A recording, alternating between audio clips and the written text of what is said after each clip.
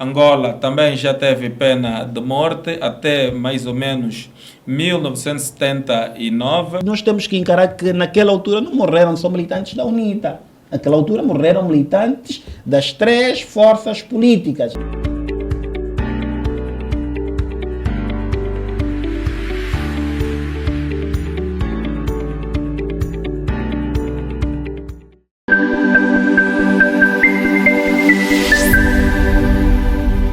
Recentemente, o mundo testemunhou a reintrodução da pena de morte na República Democrática do Congo e já foram executados centenas de cidadãos naquele país. Doutor Palanga, como é que olha para essas medidas? E hoje mesmo o M23 ocupou a cidade de Goma, a província de Goma. A cidade de Goma está ocupada pelo M23. Pena de morte é uma boa medida ou é um retrocesso à democracia e aos direitos humanos? Eu penso que a pena de morte não é a melhor medida.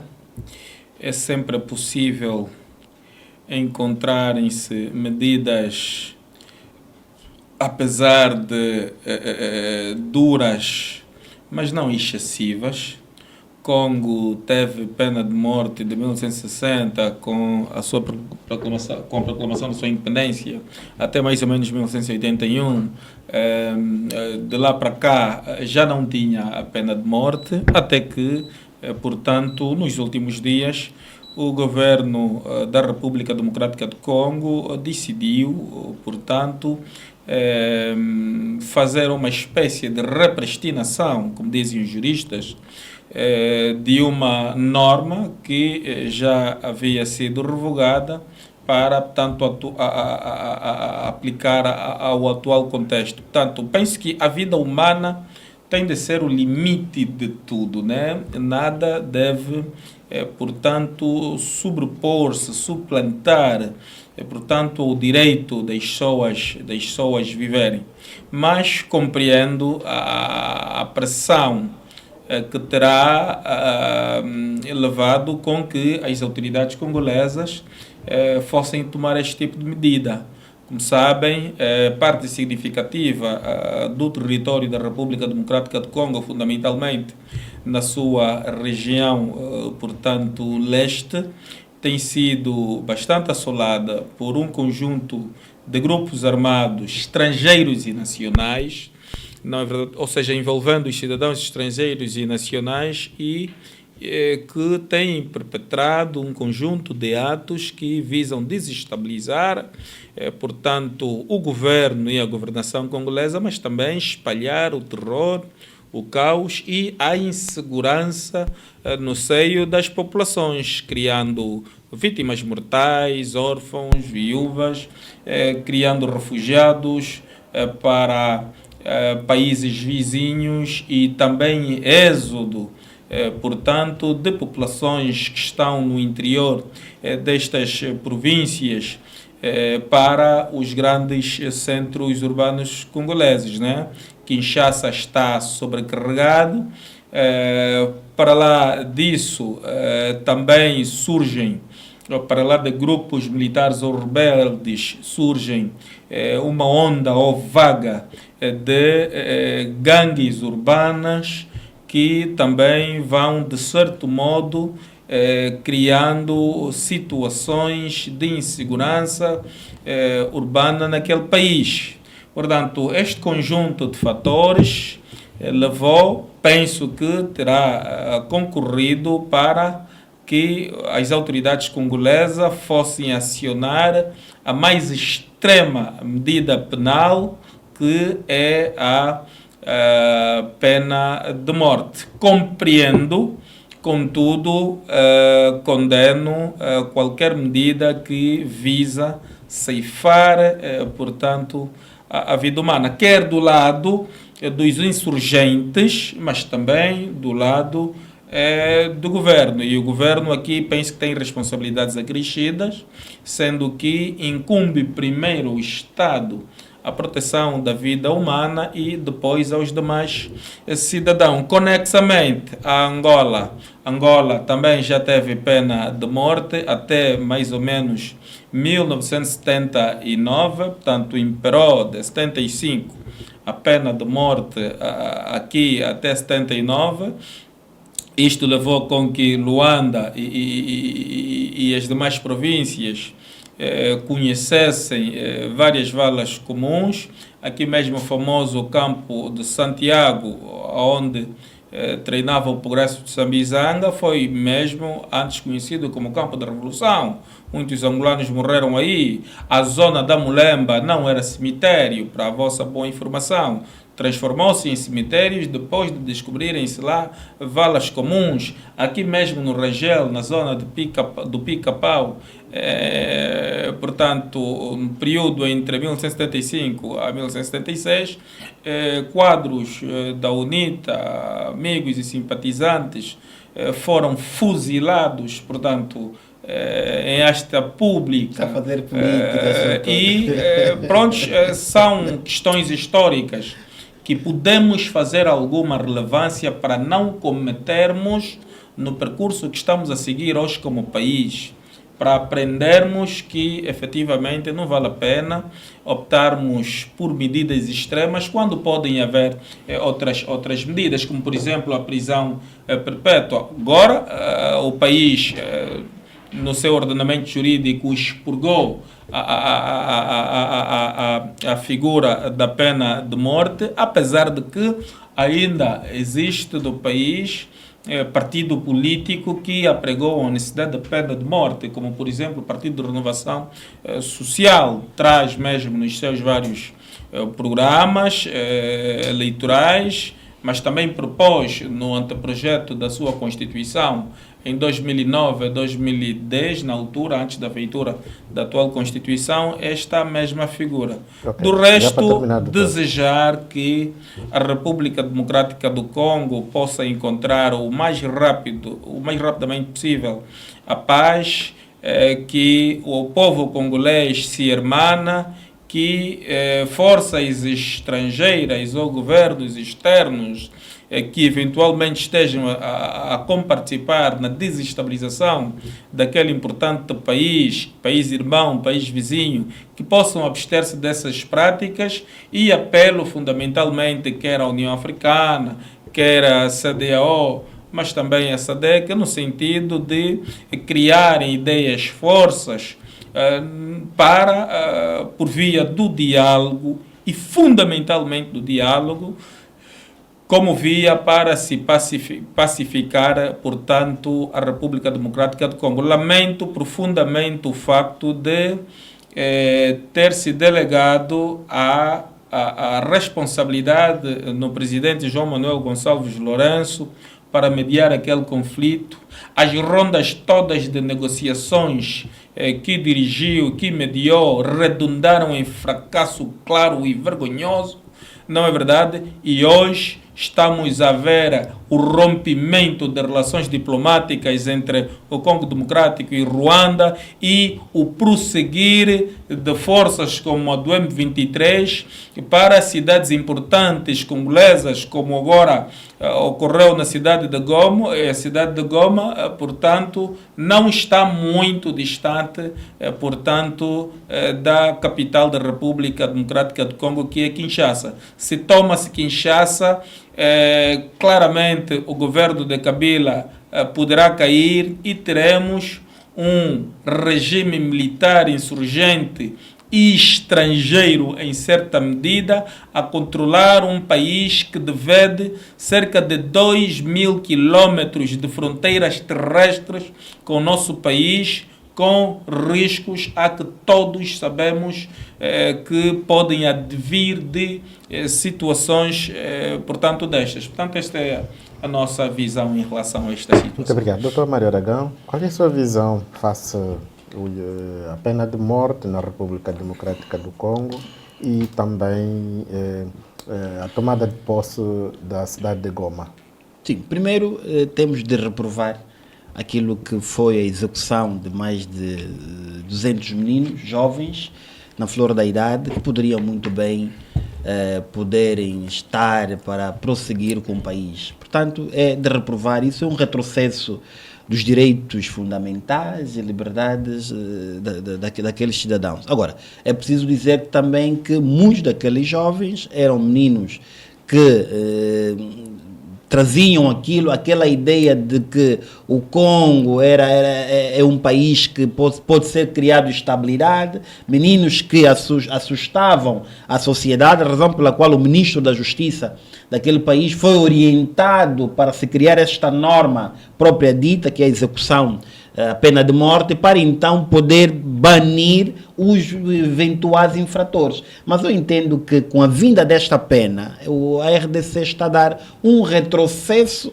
aos direitos democráticos fundamentais, que é a vida. Agora, o M23 é uma situação muito cogênese. É preciso relembrar que o presidente João Lourenço, quando das suas negociações, quer de Luanda, quer outras negociações que foi feita mesmo aqui na capital, uma delas teve o presidente Paul Kagame, outras, as duas últimas, mandou os seus representantes. O problema da Ruanda, M23, RDC, não prende-se muito daquilo que é a mediação de Angola. É preciso que a União Africana, que cruzou os braços nesse conflito, entra para ajudar Angola a mediar. E é preciso também relembrar que aqui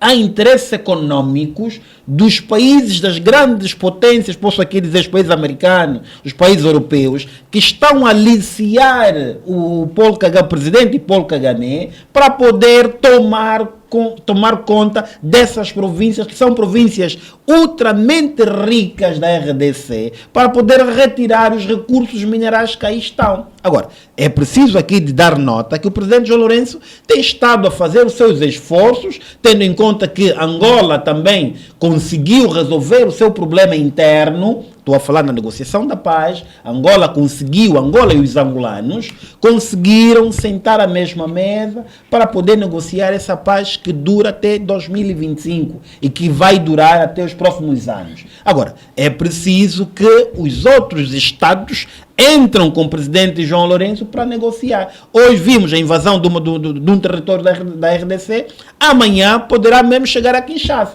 E se chegar a Kinshasa, infelizmente, o nosso Estado angolano também começa já a ficar em risco. Razão pela qual é importante que a União Africana, que no meu entendimento sempre foi uma organização que cruza os braços quando os problemas da África não consegue resolver.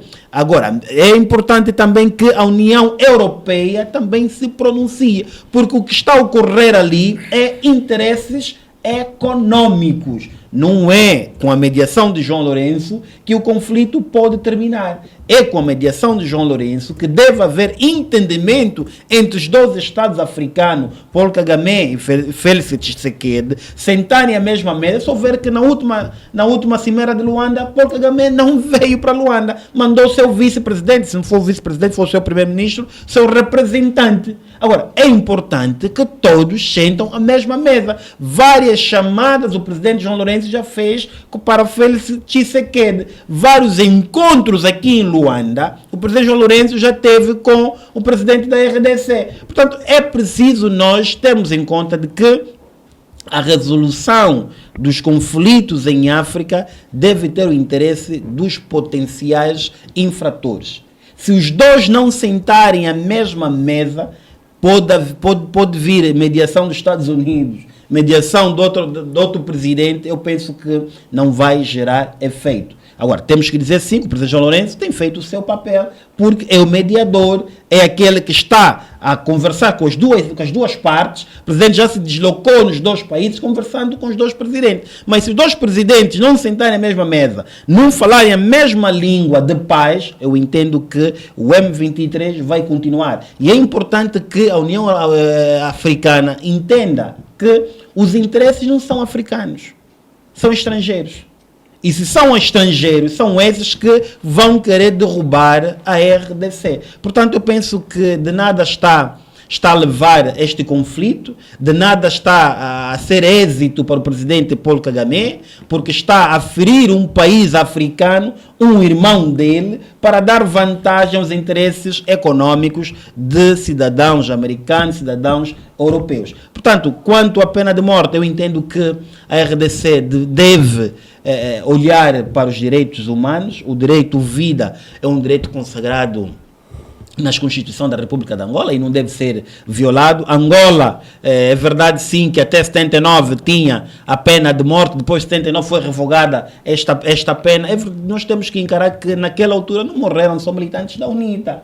Naquela altura morreram militantes das 3 forças políticas, MPLA, FNLA, UNITA. É preciso nós nos despir da vitimização. O que o meu colega aqui fez é querer se vitimar. Parece que a pena de morte em 75 a 79 foi feita para os militantes da UNITA. Não, dei vários exemplos. Deu exemplo do campo da repressão.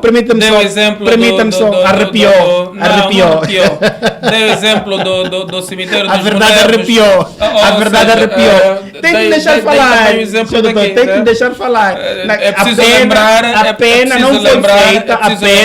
A pena não foi feita por militantes da UNITA. A famosa expressão paredão. Não, mas como arrepiou, diga. É preciso...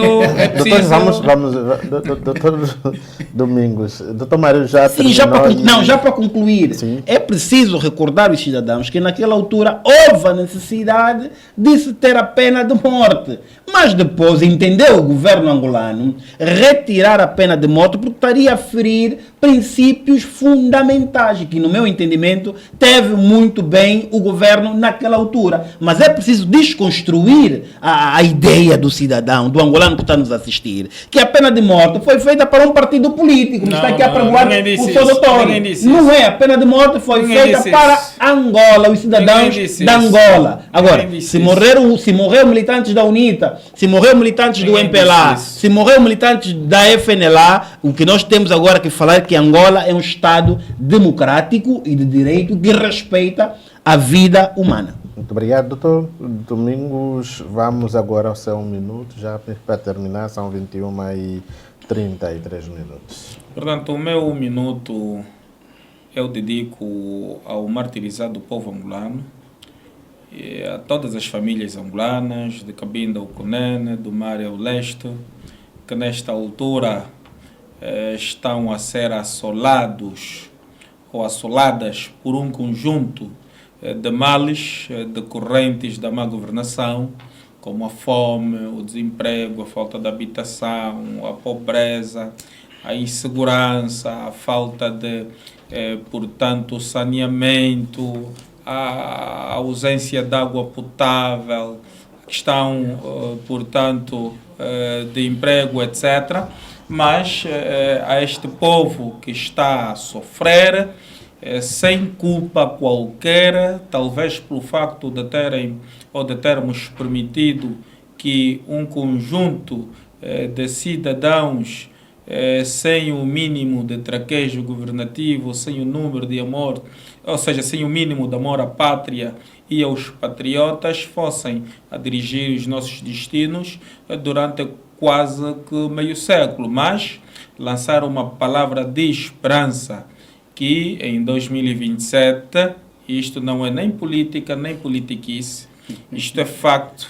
Os angolanos saberão escolher os melhores filhos, os melhores patriotas, os quadros mais instruídos, melhor inspirados para manusearem a máquina governativa, e naquele quinquênio 2027-2032 o país lançará as bases fundantes, as cláusulas pétreas e as pedras angulares para começarmos a caminhar como povo, com dignidade, com honra, com respeito, na terra que nos foi legada pelos nossos predecessores. Obrigado, doutor. Doutor Mário Aragão, seu 1 minuto. Sim, permita-me aqui dividir em dois. Em 2027, naturalmente, o povo angolano saberá escolher, e a escolha certa é o MPLA. Mas permita-me aqui dizer que dividir em dois o meu 1 minuto, 30-30. Primeiro, estar com as famílias que estão a perder os seus familiares em Cacoaco, com esse surto da cólera. É preciso fortificar a higiene primária, é preciso que o Estado continue a levar os serviços primários de saúde a essas famílias e é preciso que o Ministério da Energia e Águas consiga levar a água também a essas famílias. Eu tenho fé que o engenheiro Batista Borges é um engenheiro competente e vai necessariamente levar água neste município. Outro 30 segundos é mesmo para estar também com a família do músico, penso eu, Chaba, não conhecia até a sua morte, mas isso chamou-nos a reflexão. É preciso que o cidadão que está a ascender com uma determinada carreira, é preciso respeitar normas.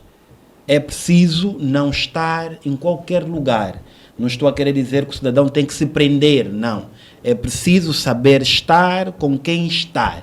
Porque muitas das vezes o não saber estar e não saber com quem estar, acontece o que aconteceu com o nosso irmão Chaba. 17 anos era uma idade para poder cantar, brilhar e ser rico. Pelo número de populares que teve no funeral, um disco vendido daquele cidadão era rico. Sim, num único disco. Sim, senhor. Então, se esse cidadão, se os próximos famosos não entenderem que a vida deve ser levada como um sacerdócio, eu penso que vamos ter muitas mortes. A essa família, paz, coragem e que a vida segue. Muito obrigado, Dr. Mário Aragão, e agradecemos também a todos os telespectadores que acompanharam o debate do princípio ao fim e não só. E tivemos o nosso comentarista, Dr. Mário Aragão, jurista, analista político e militante do MPLA, e doutor em estreia, Dr. Domingos Eduardo Palanga, que é comentarista e militante da UNITA. Muito obrigado, que Deus abençoe Angola e o mundo. Estaremos sensivelmente daqui a 5 dias para podermos também trazer outros debates.